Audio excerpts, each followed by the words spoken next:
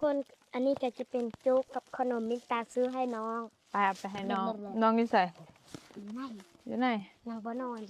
อ๋อน้องสิมักบ่ เอ๊ อ่ะ ะ เอ้ย จ้ะ กินนม กี่โมง ได้6 เดือนแล้ววะกินได้อันนี้กับขนมเล็กน้อย6 เดือนเฮ้ยเอมินตาซื้อให้เอ้าเขาก็เขียนใส่อยู่หันอันนี้ก็เป็นโจ๊กแบบโจ๊กเด็กน้อย6 เดือนขึ้นไปกินได้สินะทุกคนอ่ะเฮ้ย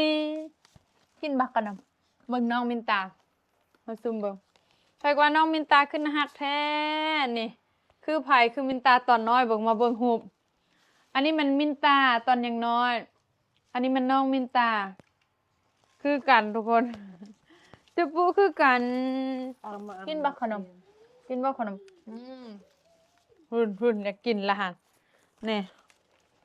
แต่สุดเจ้านุ่นซอยมินตาเด้อนี่เนาะสินค้า กินได้เนาะ อันนี้คือไผ่ที่อาการตกขาวหอยรวมหอยมีกินหอยบุฟิตสินะทุกคนกินโอเครีแพร์2 เม็ดก่อนนอนและล้างแล้วสิหอยคู่กันเด้อเนาะ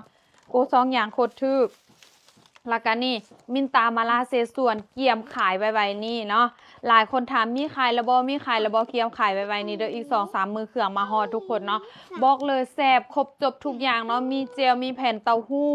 มีเส้นมีแบบเห็ดหอมอะไรทำไมทุกคนเครื่องปรุงครบทุกอย่างอยู่นี่เลยเนาะใครสนใจเนาะเกียมเด้อเกียมเปิดโตขายอีก 2-3 มื้อจ้ะ